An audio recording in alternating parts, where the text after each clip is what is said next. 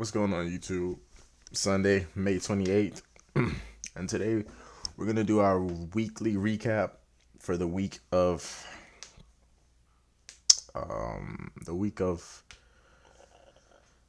the 22nd, I believe, to the 26th of May. So, yeah, we're going to do our weekly recap, and then we're going to give our predictions for this week and also kind of go over any trades that may have happened last week and what we can kind of look forward to coming this week as the market is opening right now. So, first thing I want to look at is the Aussie dollar. Excuse this. This is something that I was kind of looking at. Let's go ahead and switch over. All right, cool. So, kind of want to take a look at my setups that may have happened for the week, and let's just start off with the weekly candle, or start of the week. My bad. All right, so start of the week on the 15-minute.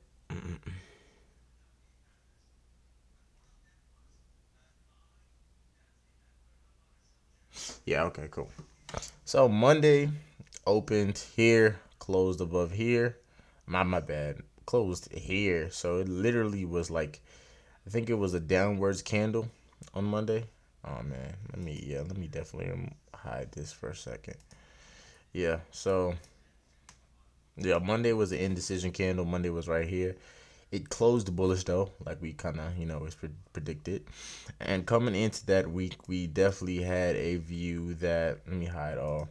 We definitely had a view that we wanted price to take out these lows and also fill in this imbalance. And if we get lucky, hit this order block right here on the daily time frame. And all three of those things happened this week, which was absolutely amazing. All three of those things happened. So that kind of changed our bias. When it happened on Wednesday, wasn't really looking for any other trades, but I was marking up any setups that I did see. So we're gonna take a look at some of that. Now coming in on, I believe it was Wednesday. Yeah, I know it's Tuesday. My bad. So Tuesday we had this one set up right here.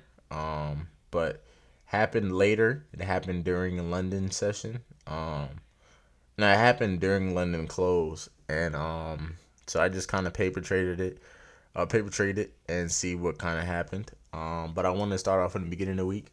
So Monday we get that indecision candle that closed as a kind of doji, but it closed with the body of a bullish candle. So we had got that, and then just straight consolidation throughout that whole day really, but it was kind of having the premise of making higher highs. And then Tuesday is when we broke below that Sunday's open, and that's when the trend of the week started. Now London would have been a great setup here. We get a break of some equal relative highs right here, and then we get a flush of the move down here. May have been a good setup if there was something there, but we got our setup during New York session, basically off the premise that we understand that when it comes to London, if London followed our bias, which was bearish at the time, and New York, if London follows bias, New York is going to have some type of retracement and continue to follow that bias, which it did right here. It had a retracement breaking above these highs, created our market structure shift somewhere in here, and retraced right back to that fair value gap. And we went ahead and took it down here to this low, lowest hanging fruit. Took partials off here, right? That's how that trade would have played. Didn't live trade it, but I did paper trade it just so I can gain some experience from that. And I think I made a video on it already. Now, next day, London also follows bias. The thing is, it already broke lows and already hit my target or my bias. My bias is originally changed, so I already hit my targets and everything. But I understand I was not trading any. I wasn't looking to take any trades throughout the next week. I was just marking up setup, or throughout this week, I was just marking up setups, and I was gonna wait till next week. So that's what happened here. London followed bias. New York came to precisely a little bit above 50%. And it also was in our optimal trade entry range. Came back down, and I'm pretty sure, look at on the 3 minute time frame. Yep, look at on the 3 minute time frame. Gave a imbalance right here, came up to retrace with literally no drawdown and completely melted. Beautiful thing is the setup happened around 8:30, bright and early in the morning. That's when we love our setups to happen, and then completely melted afterwards. That was an amazing trade setup. We loved it. Went all the way down to standard, symmetrical to this swing right here. Literally symmetrical from this swing to this swing. Went right back down there. And then it started to play around coming into Tokyo session. Right. The next day, literally same thing happened. It was just a beautiful week. We got the same move 3 times in a week, and look at the days it happened. Tuesday, Wednesday, and Thursday. That's why I say I only trade Tuesday, Wednesday, and Thursday. A beautiful setup on every day of the week. This was really truly a beautiful week. The only reason why I didn't trade because I was just staying disciplined to my bias. My bias had changed, but it was just absolutely beautiful. We got to set up Tuesday, Wednesday, and Thursday, and all of them hit take profits. This one exact same, like copy and paste. Take out of highs. Here, take out of highs. Here, take out of highs. Right, bright and early in the morning. Now, I don't think it gave a fair value gap entry, but we still have optimal trade entry that we could have entered in. Yeah, I'm pretty sure we're going to 1 minute. We're going to see it. Yeah. Of course, we're going to see it on the 1 minute, right? Get our market structure shift here. Yeah, honestly, we get not really no gaps, but you do get your market structure shift if you want to call it here. You get that here, kind of folds down, but doesn't really ever retrace back into it.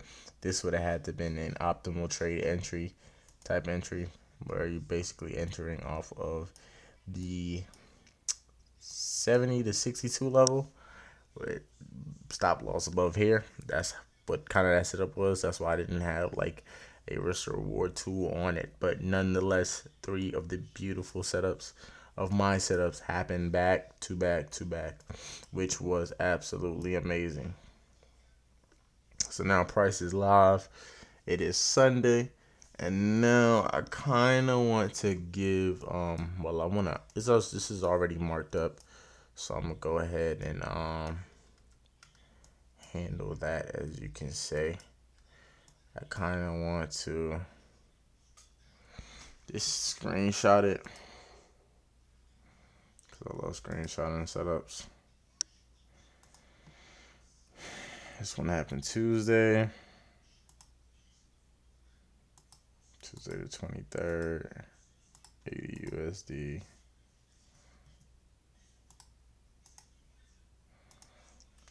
I got another setup Wednesday.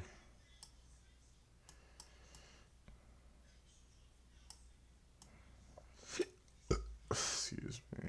Wednesday.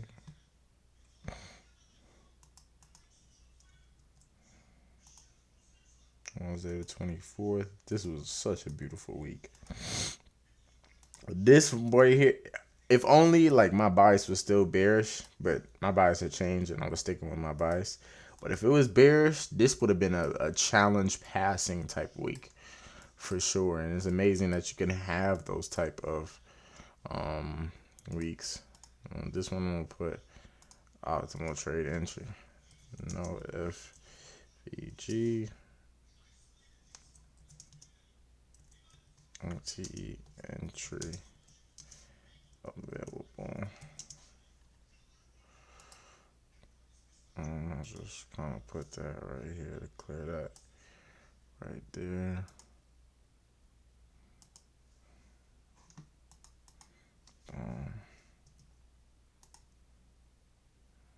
Thursday, 25th. That's why I only trade, I'm going to say it again, Tuesday, Wednesday, and Thursday, because I understand that that time is the time where the best setups arise. So now, Sunday open. Let's go ahead and mark this up.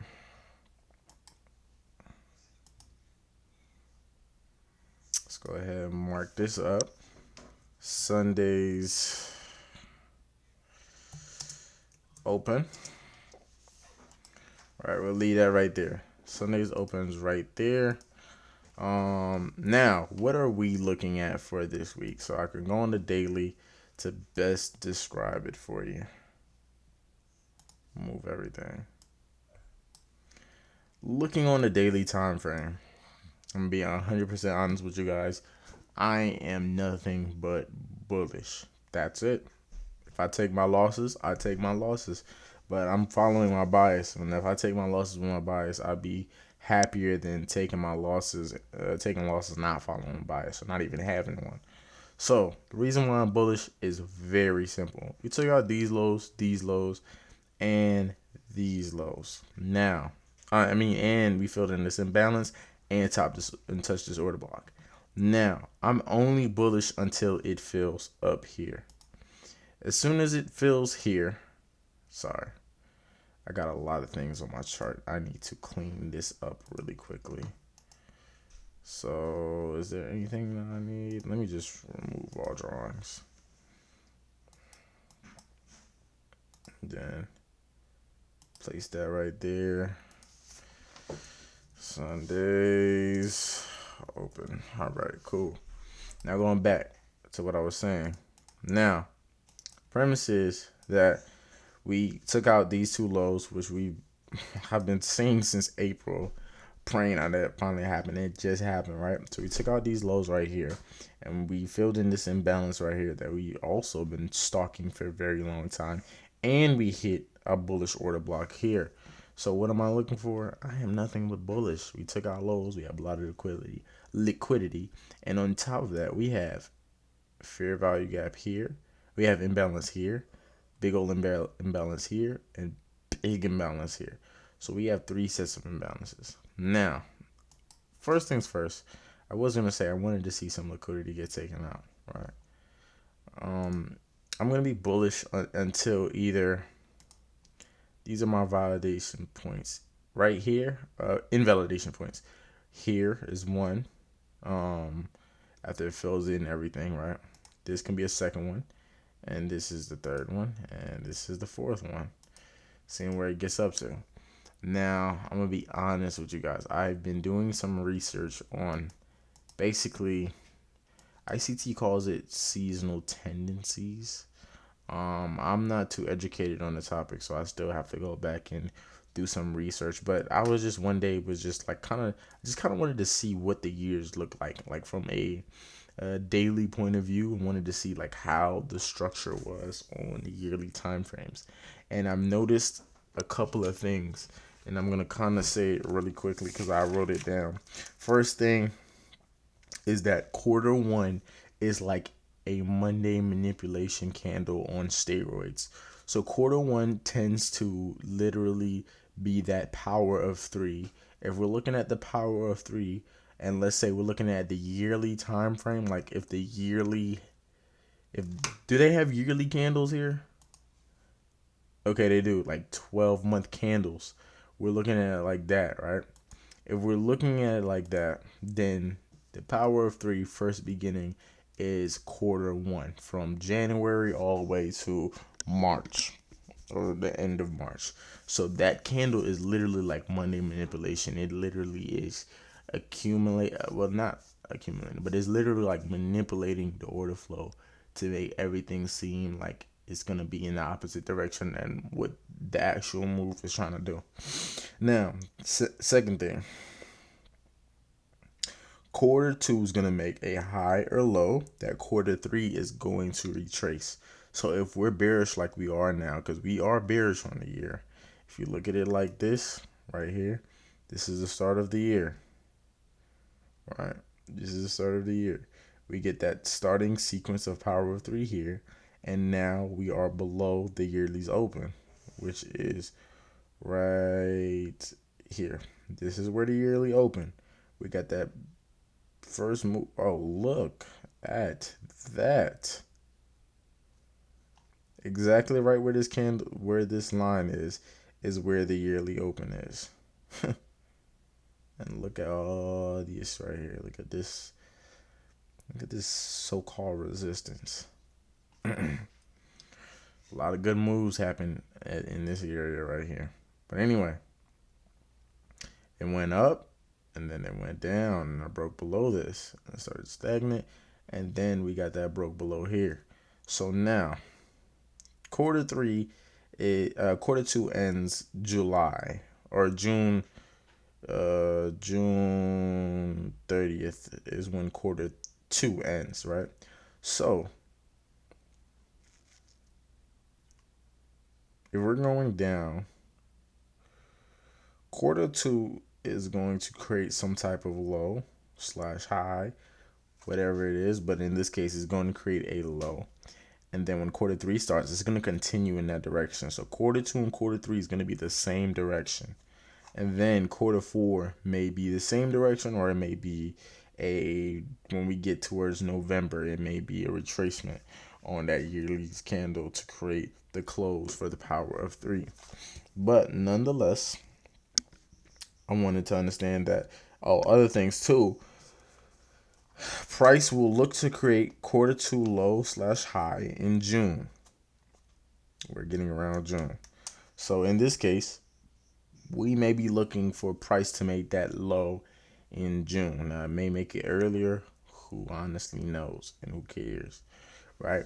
We're just looking for that low to be made somewhere in June to July, wherever, right? But somewhere before July, right? We're looking for that low to get made.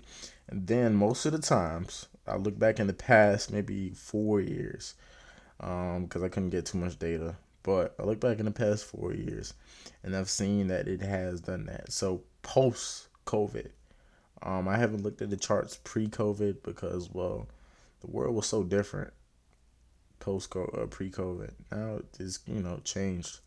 So I wanted to look at recent times. So I've only looked at from 2019 to 2023, and this is what I've noticed. Quarter three is going to retrace to quarter two's low, for example, here. I've also noticed that quarter two is going to create that low sometime in June. And June is right around the corner, as you can see. It's literally this week. My bad. It's literally this week. This week, what, Wednesday? I want to say. No, this week, Thursday, right? That's going to be June. So June is going to make a low in June, around June. And then it's going to retrace to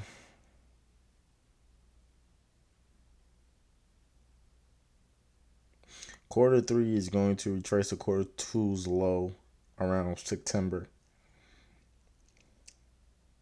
And then quarter four is going to also retrace back to quarter two low around November, using October as the retracement month. But the overall main concept that I learned from the last few days that I've been back testing was that overall quarter two and quarter three are going to be in the same direction, and quarter one will be in the reverse direction, money manipulation.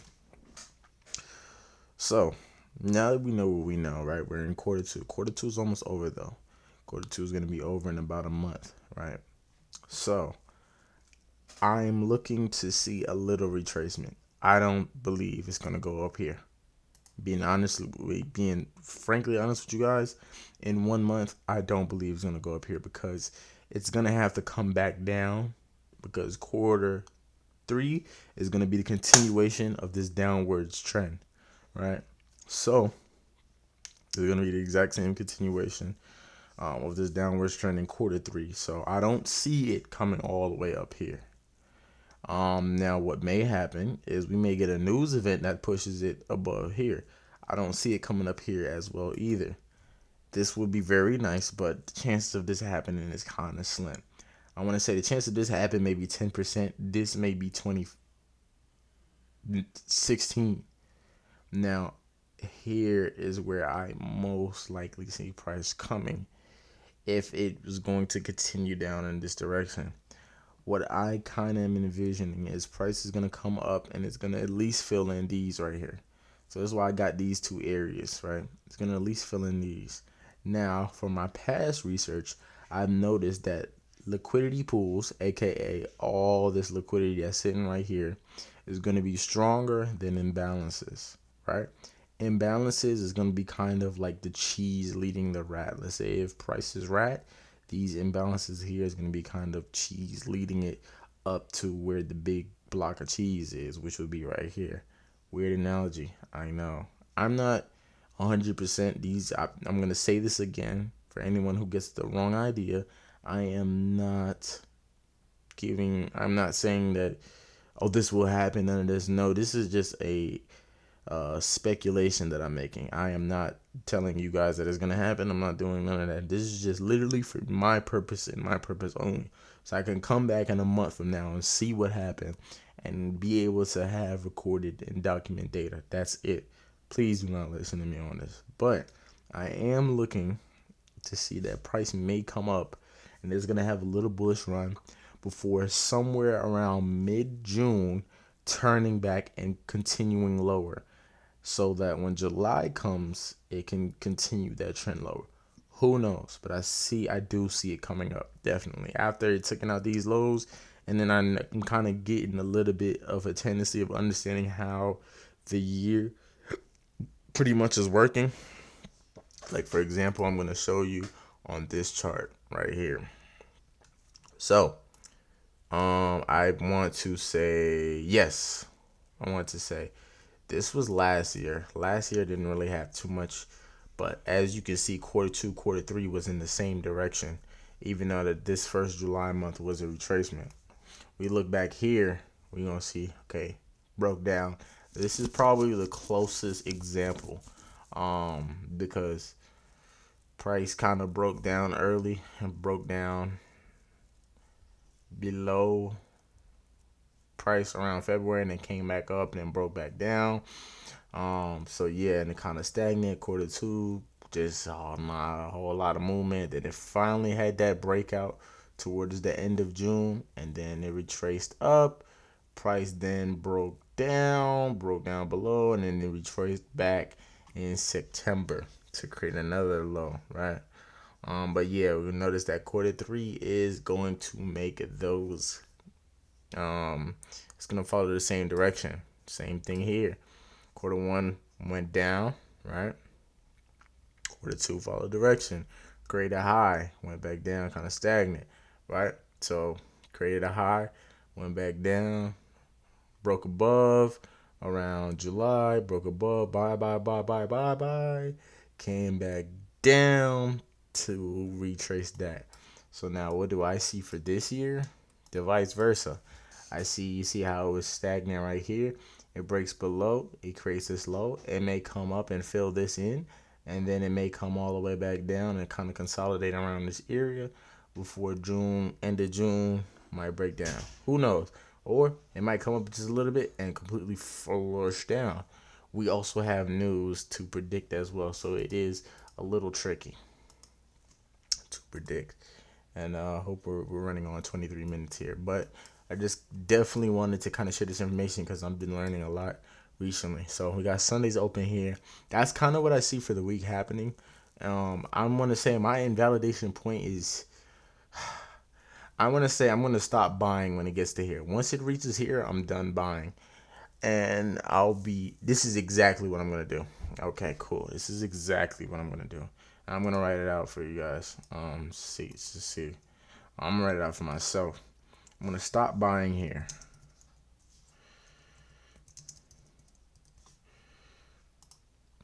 Right? Once price reaches here and it fills in this imbalance, I am no longer buying, nor am I selling. I am taking a break and I'm pausing. And I want to see if price breaks above this high. I will not trade until price breaks above this high, whether it's a news event or whatever, but I will not be trading. So if price comes all the way up here and fills this in, I have all this trades right here. But if price doesn't break above this high right here,